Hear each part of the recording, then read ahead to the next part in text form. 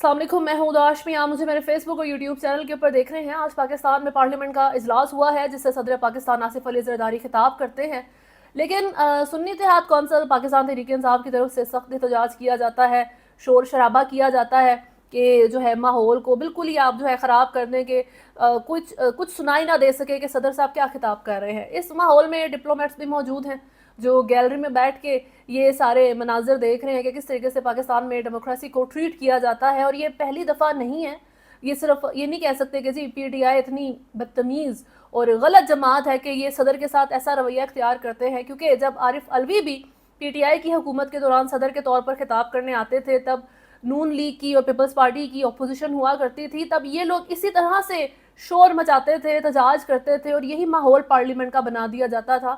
ہاں جی، ایک additional factor ہے اس کے اندر، جس طریقے سے عمران خان کے پوسٹرز کو اٹھا کے پی ٹی آئی کے ارکان پارلیمنٹ میں انٹر ہوتے ہیں، یہ انپریسیڈنٹڈ سینز ہیں. بہرحال اس ماحول میں جی جو عمر ایوب صاحب ہیں، ان کا کہنا تھا ایک غیر قانونی صدر کا خطاب آپ سب نے سنا. میں نے بحیثیت اپوزیشن لیڈر پوائنٹ اٹھانے کی کوشش کی.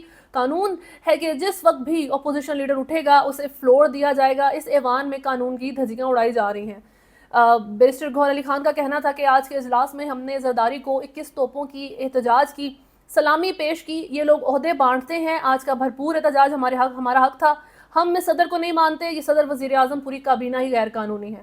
اور انہوں نے یہ بھی جو ہے وہ دعویٰ کیا ہے کہ صدر پاکستان کو ہمارے احتجاج کی وجہ سے تقریر آدھی چھوڑنی پڑی ہے. اور صدر صاحب اپنی تقریر میں جو ہے کہہ رہے تھے کہ اختلافات لے کر نہیں چل سکتے، ملک کو سیاسی بحران سے نکالنا ہوگا اور یہ کام ایک ساتھ مل کے کام کرنے پر ہی ممکن ہو سکے گا. بہرحال یہ تو آج پارلیمنٹ کے سینز رہ جاتے ہیں. کل کی شیر افضل مروت کی جو انہوں نے ایک بلاسٹ کیا تھا سعودی انوالومنٹ سے متعلق اپنا بیان دے کر کہ عمران خان کی جو رجیم چینج کا معاملہ ہے، عمران خان کو ان کی پوزیشن سے ہٹایا گیا تھا، اس میں امریکہ کے ساتھ سعودیہ بھی انوالو تھا، جس پر عمران خان نے کہا ہے کہ سعودیہ نے میرے ساتھ ایکچول میں اتنے بہترین تعلقات رکھے تھے کہ $3 بلین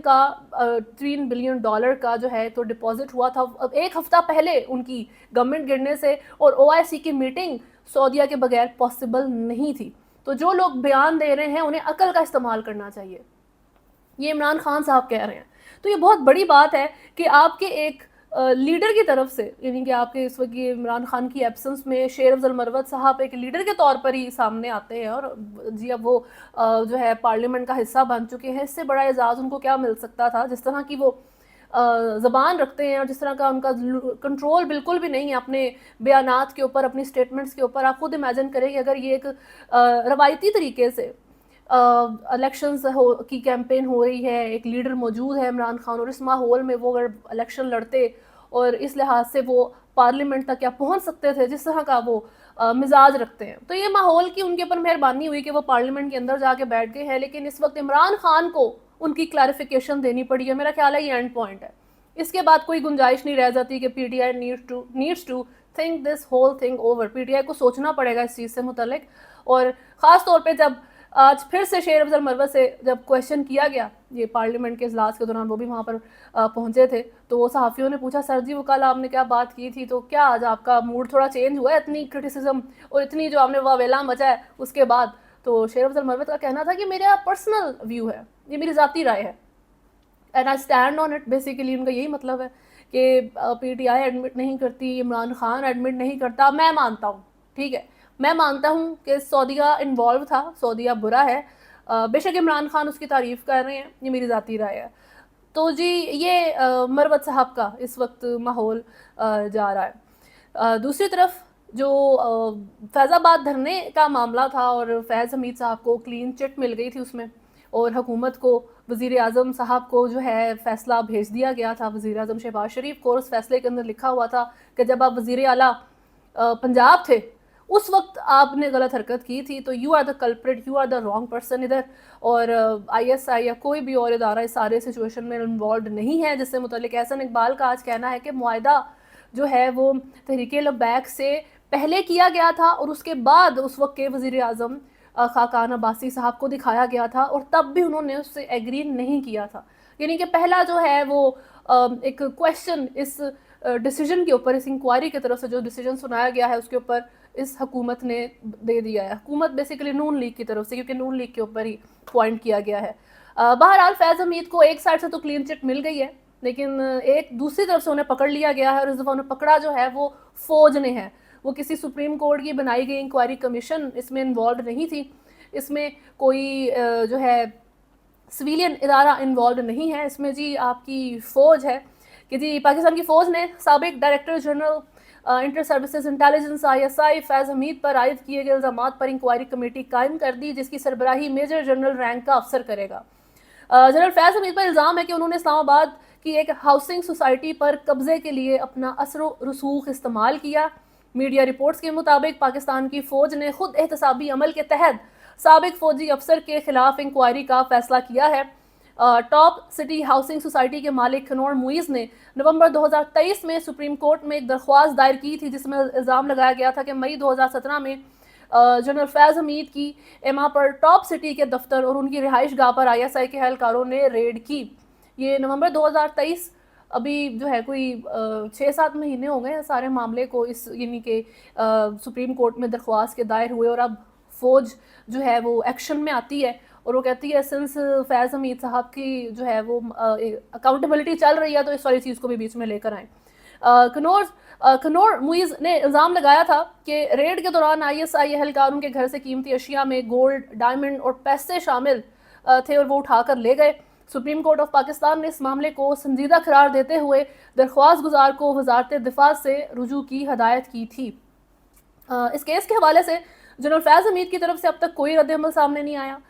قریبی حلقوں کے مطابق DG ISI نے ایک خاتون کی جانب سے ان کی زمین پر قبضے کے معاملے پر متاثرہ خاتون کی مدد کی تھی. ایکچول میں جنرل فیض حمید کے بھائی نجف حمید نے بھی ان الزامات کی تردید کی ہے.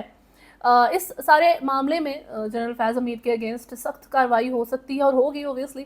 ان کا کورٹ مارشل ہو سکتا ہے اگر وہ ایک تسلی بخش اس کا جواب نہیں دیتے. ان کو سب سے پہلے تو رائٹ دیا جائے گا کہ آپ ایک لائر ہائر کر سکتے ہیں, چاہے تو وہ ملٹری کا لائر ہو یا وہ سویلین لائر ہو سکتا ہے, اپ ٹو یو.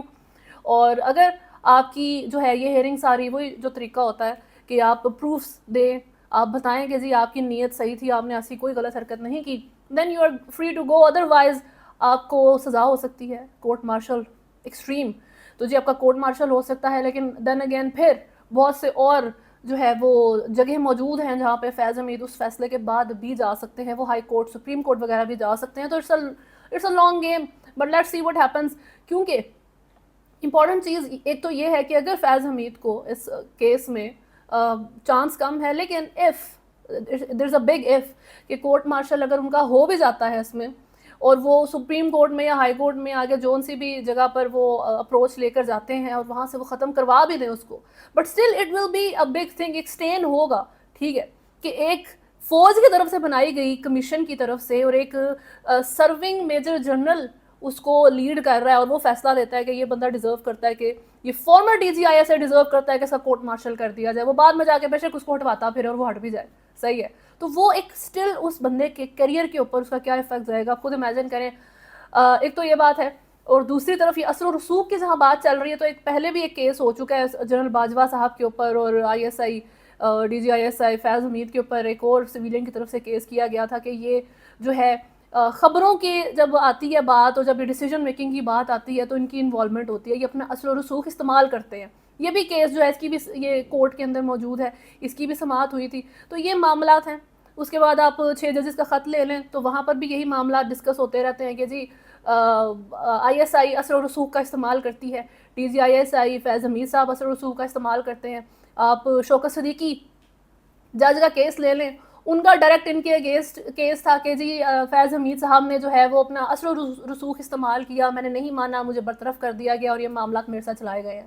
تو ایک بڑی اچھی خاصی ایک لائن موجود ہے, ٹھیک ہے جی, انٹیلیجنس کے ساتھ جو معاملات چل رہے ہیں, خاص طور پہ جنرل فیض حمید جو ہیں ان کے ساتھ جس طریقے سے اس وقت معاملات ہوں گے. خیر ٹوڈے ریکس سے متعلق کل سماعت بھی ہوئی تھی اور آج مسلم لیگ نون کے رہنما اور سابق وزیر خواجہ سعد رفیق نے سوشل میڈیا ایپ ایکس پر پابندی ختم کرنے کا مطالبہ کیا ہے. ان کا کہنا تھا کہ جی اس پر پابندی سے کوئی فائدہ نہیں ہوا ہے, صرف جگ ہنسائی ہو رہی ہے, اس چیز کو روکا جائے اور سیاست کا جواب سیاست سے دیا جائے.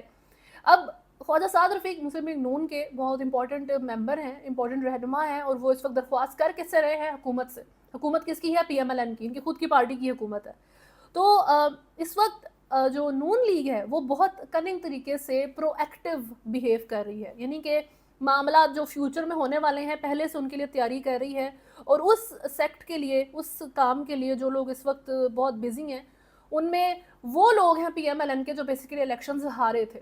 ठीक है जी, वो भी अब फ्री तो नहीं बैठेंगे, उन्होंने भी कोई काम करना है। इसकी एग्जांपल इस तरीके से है कि आप राना सनाउल्लाह को देखें, वो एंटी स्टैब्लिशमेंट स्टेटमेंट्स भी दे जाते हैं, और मोहसिन नकवी से मुतालिक जिस तरह की उनकी स्टेटमेंट्स थी कि जी वज़ीर आज़म भी बनना चाहते तो वो बन सकते थे, इस हद तक कि उनके मामला आ गए हैं जी कि PTI तक एग्री कर जाती है राना सनाउल्लाह से। मैंने पहले ही कहा था कि कोई क़यामत की ही निशानी होगी कि PMLN और PTI सेम पेज के ऊपर आ जाएं। नवाज शरीफ के बारे में ये एक नैरेटिव बना दिया गया है पहले कि जी वो गुस्से में हैं, वो नाराज़ हैं कि वो तो वज़ीर आज़म बनने के लिए आए थे, उनका ख्वाब तोड़ दिया। हालांकि रियलिटी ये है कि ही इज़ वेरी हैप्पी कि मरीम नवाज़ उनकी जो बेटी हैं वो चीफ मिनिस्टर बन गई है पंजाब की, इससे ज़्यादा वो कुछ नहीं चाह सकता था बंदा।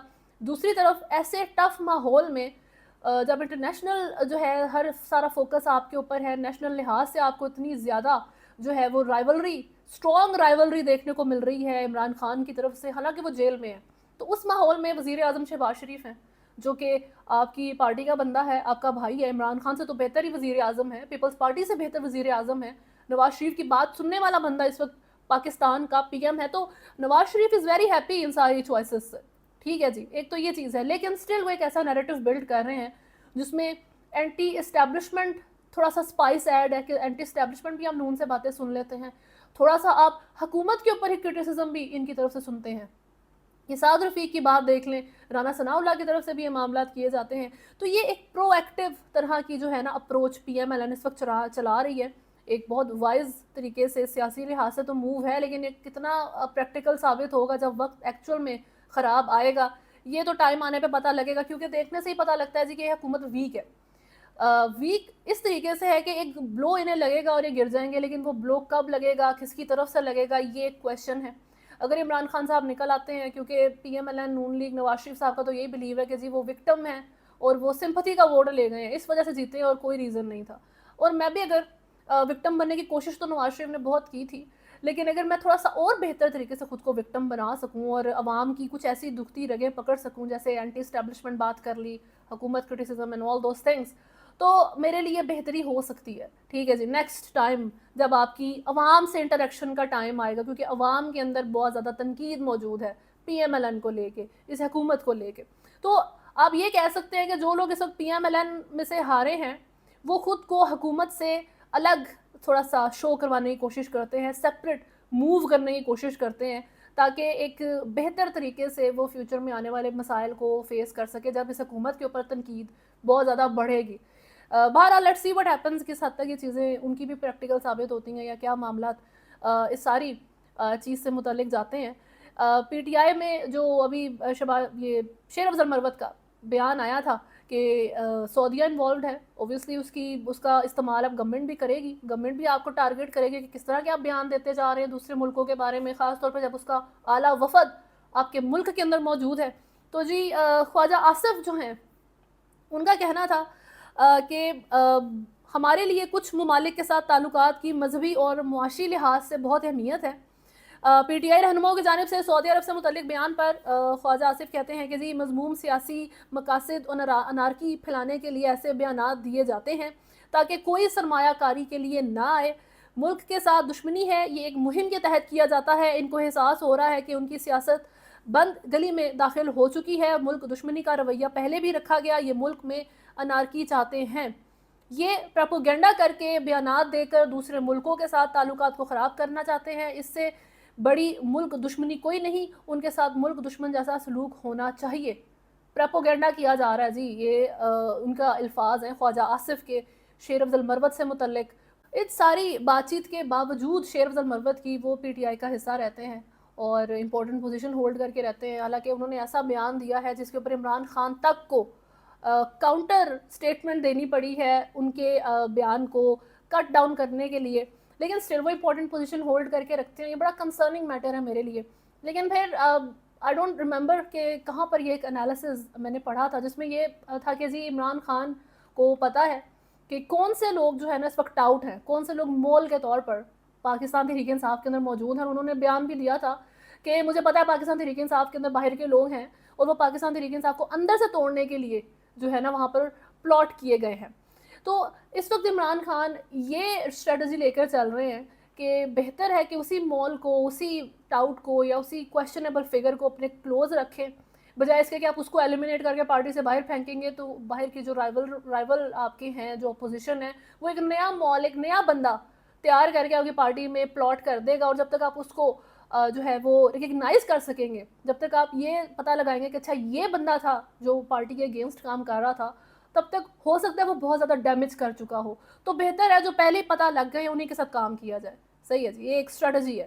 تو اسٹریٹجی کے طور پہ اس وقت خان صاحب جو ہیں وہ مروت اور اس طرح کے جتنے بھی لوگ ہیں ان کو لے کر چل رہے ہیں. بٹ یہ چیزیں صرف ایک وقت پر کلیئر ہوں گی اور وہ ہے جب عمران خان جیل سے نکلتے ہیں، اور یہ صحیح بھی تبھی ہوں گی. اس وقت تک یہ معاملات اسی طریقے سے جو ہے نا چلتے رہیں گے. خیر جہاں تک پاکستان میں امن کی صورتحال ہے تو کل افغانستان کے جو بارڈر ہیں اس سے دراندازی کی کوشش میں 7 دہشت گرد جو ہے وہ مارے گئے ہیں. اور ISPR کے مطابق 12 افغان عبوری حکومت سے مؤثر بارڈر مینجمنٹ کے لیے کہا ہے. توقع ہے کہ افغان عبوری حکومت اپنی ذمہ داری پوری کرے گی. ہلاک دہشت گردوں سے بھاری مقدار میں گولیاں، ہتھیار اور دھماکہ خیز مواد برآمد ہوئے ہیں. اور آج جو ہے ڈیرہ اسماعیل خان میں نامعلوم افراد کی فائرنگ سے کسٹم کے 4 اہلکاروں سمیت 6 افراد جاں بحق ہو گئے ہیں. پولیس کے مطابق فائرنگ کا واقعہ DI خان کے علاقے درابند میں پیش آیا جہاں نامعلوم افراد نے فائرنگ کر دی. فائرنگ کے نتیجے میں کسٹم کے 4 اہلکار جہاں بحق ہو گئے. کسٹم کلکٹر کا کہنا ہے کہ فائرنگ کے واقعے میں ڈرائیور اور ایک شہری بھی جہاں بحق ہوا. ملزمان کی فائرنگ کی زد میں آ کر ایک بچی اور راہگیر زخمی ہوئے ہیں. فائرنگ کے بعد ملزمان فرار ہو گئے، ان کی تلاش جاری ہے. کسٹم اہلکار معمول کی ڈیوٹی پر تھے، ملزمان نے گاڑی پر فائرنگ کر دی. تو یہ صورتحال اس وقت پاکستان میں امن کی ہے. دہشت گردی کے معاملات جو ہیں وہ بادستور چل رہے ہیں. اور جو انڈین را جو ہے اس کی طرف سے گارڈین کی رپورٹ تھی کہ پاکستانیوں کو پاکستان میں مارا گیا ہے، 20 سے زیادہ ان کی تعداد ہے. تو پاکستان کی کوئی ایسا سٹیٹمنٹ اس کے اوپر نہیں آتی ہے. کل کور کمانڈر اجلاس ہے، اس پہ بھی اس کے اوپر بات چیت نہیں ہوتی. تو آج وزیر خارجہ اسحاق ڈار صاحب کا کہنا تھا کہ بھارتی ٹارگٹ کلنگ پر کوئی بیان نہ آنے کا مطلب یہ نہیں ہے کہ ہم سوئے ہوئے ہیں، یعنی کہ we are working on it. ہم کوئی اندر کھاتے معاملات چلا رہے ہیں، ہم سٹیٹمنٹس نہیں دیتے انڈیا کی طرح، جس طرح انڈین منسٹر نے کہا تھا کہ گھس کے ماریں گے، اس طریقے سے وہ بات کہہ رہے تھے. تھوڑی کراس بارڈر بات کرتے ہیں دبئی کی. تو کچھ پولیٹیکل تو ایسے نہیں ہے، لیکن وہاں پر بارشیں ہوئی ہیں، بہت سخت قسم کا سٹارم ہے کہ پورے شہر کا کے جو ہے حالات خراب ہو گئے ہیں. جو وہاں کا ایون ایئرپورٹس ہیں وہ نان فنکشنل ہو گئے ہیں. اب اس ساری چیز میں سب سے پہلے تو 12 فیبری کو اسی سال پہلے ہیل سٹارم ہوتا ہے، ژالہ باری ہوتی ہے، اس حد تک کہ جو شو رومز ہیں ان کی گاڑیاں، ان کے شیشے ٹوٹ جاتے ہیں، گاڑیاں خراب ہو جاتی ہیں، پورے جو شہر ہے اس کا سسٹم جو ہے وہ بند ہو کے رہ جاتا ہے. اور ابھی کی جو بارشیں ہیں یہ اس سے بھی زیادہ تھا. یہ 75 ایئرز اولڈ ریکارڈ ٹوٹا ہے دبئی میں ان بارشوں کے بعد. لیکن صرف یہ ایک ریکارڈ نہیں ہے. اب اس کے 3 فیکٹرز ہم ڈسکس کر سکتے ہیں دبئی کے معاملات کے. اگر آپ فیتھ کی طرف جائیں، ٹھیک ہے جی، مسلم فیتھ کے اکارڈنگ اگر آپ چلیں، مسلم کنٹری ہے دبئی، ایک عرب کنٹری ہے. تو 14 فیبری کو BAPS ٹیمپل اوپن ہوتا ہے جس کی انوگریشن ہندو انڈین پرائم منسٹر مودی صاحب خود کرتے ہیں. اور اس سارے سچویشن کی بڑی جو ہے وہ کنٹروورسی چلی تھی کہ کیا حرکت ہو رہی ہے UAE میں، دبئی میں یہ ہو رہا ہے وہ ہو رہا ہے. اور 12 فیبری کو جو ہے 2 دن پہلے اس کی انوگریشن سے وہ ہیل سٹارم کا ویدر وہاں پر بنتا ہے جس سے بہت ڈسٹرکشن ہوئی تھی دبئی میں. صحیح ہو گیا. اب ایک تو یہ معاملہ ہے، اور اس کے بعد وہی بات ہو گئی تھی 75 ایئرز اولڈ، آپ نے ریکارڈ توڑا ہے، بارش کا بھی ٹوٹ گیا ریسنٹلی، اور اب آپ نے ٹیمپل بنا کے بھی ریکارڈ توڑ دیا، اچھی بات ہے. دوسرا اس کا جو ریزن دیا جا رہا ہے اس کے مطابق ہے جی کلاؤڈ سیڈنگ. دبئی آرٹیفیشل رین کرتا ہے ان نیچرل طریقے سے. تو یہ کہنا تھا کہ جی یہ اٹ وینٹ رانگ، ٹھیک ہے جی، کلاؤڈ سیڈنگ کی آپ نے، نیچر سے میس کیا، now nature is missing with you. لیکن جو ایکسپرٹس ہیں ان کا کہنا ہے کہ اس کا کلاؤڈ سیڈنگ سے کوئی تعلق نہیں ہے. کلاؤڈ سیڈنگ حالانکہ ایک کنٹروورشل میتھڈ ہے، لیکن پہلے بھی دنیا میں اس کو کر چکے ہیں اور اس طریقے کا ریئیکشن کبھی نہیں آیا. تو آپ اس فیکٹر کو نکال دیں، بہتر ہے. سائنٹیفک لحاظ سے جو سب سے فیزیبل اس کی جسٹیفیکیشن بنتی ہے وہ کلائمیٹ چینج ہے، کہ آپ یہی سمجھیں کہ یہ کلائمیٹ چینج اس وقت جس طرح پاکستان میں بھی کلائمیٹ چینج کے بہت مسائل ہیں، آپ کراچی کے ایشوز کو دیکھیں، پوری دنیا میں ہی آپ اس کے معاملات دیکھتے جا رہے ہیں، تو دبئی بھی اب اس کی زد میں آ چکا ہے۔ اب وہاں پہ جو ہے وہ گرین کلاؤڈز، سبز بادل جو ہے وہ بھی دیکھنے کو نظر آئے، جس پہ عرب میڈیا رپورٹ کے مطابق پانی کی کثرت اور سورج کی شعاؤں کا انعکاس بادلوں کے رنگ کو سبز رنگ میں تبدیل کر دیتا ہے۔ یوں سمجھ لیں کہ بادلوں کا سبز رنگ سپر کلاؤڈ کی ایک قسم ہے جو مخصوص حالات دن کو رات میں تبدیل کر دیتا ہے۔ یہ دبئی میں جو ہے سچویشن رہی ہے۔ ابھی تک کے لیے خیر نیوز میں اتنا ہی ہے۔ اگر آپ نے چینل کو فالو نہیں کیا ہوا تو سبسکرائب کریں، ویڈیو کو لائک اینڈ شیئر ضرور کریں۔ اللہ حافظ۔